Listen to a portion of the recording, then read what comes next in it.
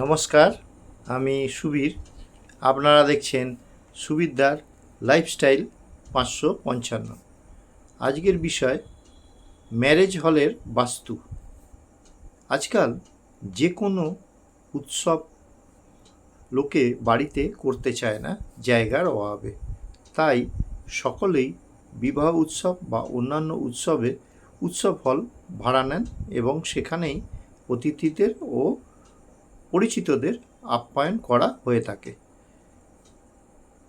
এক এক সময় এই উৎসব হলগুলির এত চাহিদা থাকে যে ভাড়া পাওয়া মুশকিল হয়ে যায়।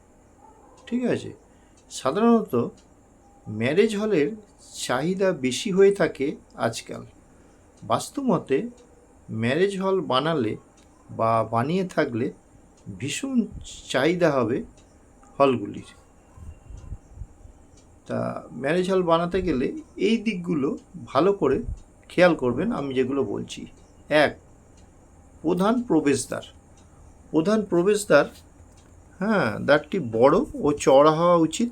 প্রবেশদ্বার পূর্ব বা উত্তরমুখী হলে খুবই ভালো হয়। মঞ্চ স্থাপন।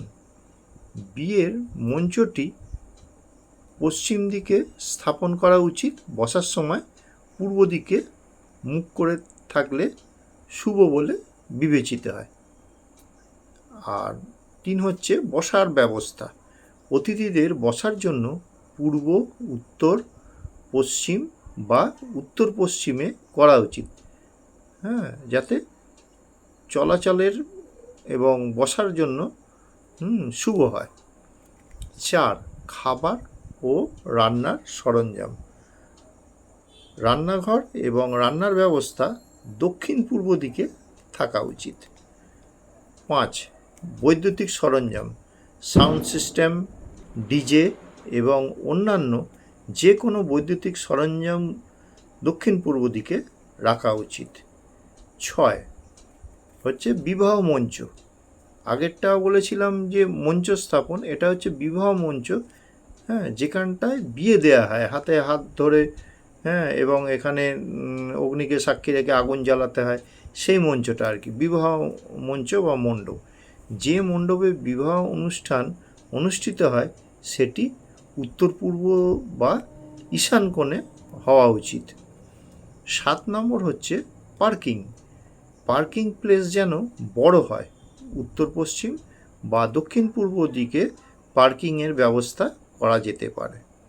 এবার হচ্ছে 8 নম্বর হচ্ছে সিঁড়ি।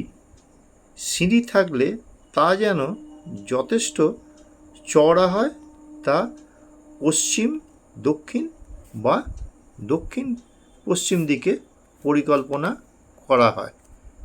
ঠিক আছে, এবার 9 নম্বর হচ্ছে আকার এবং আকৃতি। বিবাহ কক্ষের প্লট বা এলাকাটি স্বাভাবিক আকৃতি হওয়া উচিত। ঠিক আছে। 10 নম্বর হচ্ছে স্বাস্থ্যবিধি।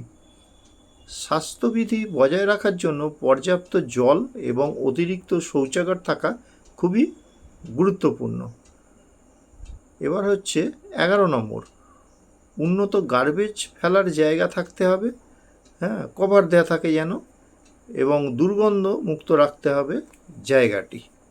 ঠিক আছে। 12 নম্বর হচ্ছে ফায়ার সিস্টেম, মানে অ্যান্টি ফায়ার সিস্টেম ও স্মোক অ্যালার্ম রাখতে হবে, যাতে একটু ধোঁয়া হলে বা কোনো শর্ট সার্কিট হলে চটজলদি অ্যালার্ম বেজে যায়। ঠিক আছে, এবং অগ্নিকাণ্ড থেকে বাঁচা যায়।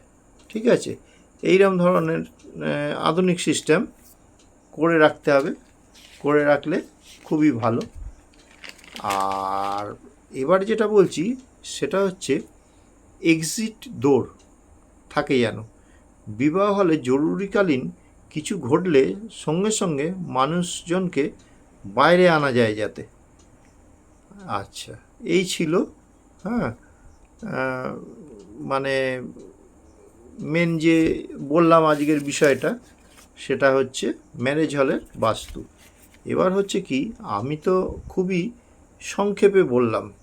হ্যাঁ, বড় প্রজেক্ট বানানোর আগে একজন বাস্তু বিশেষজ্ঞকে দেখিয়ে নেবেন এবং সরকারি নির্মাণ আইন অনুযায়ী সমস্ত অনুমতি পাওয়ার পরেই ভবন নির্মাণে হাত দেবেন।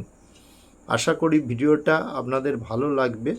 সাবস্ক্রাইব করবেন, কেমন লাগছে অবশ্যই জানাবেন। ভালো থাকুন, সুস্থ থাকুন। আজকের মতো ভিডিওটা এখানেই শেষ করছি। নমস্কার।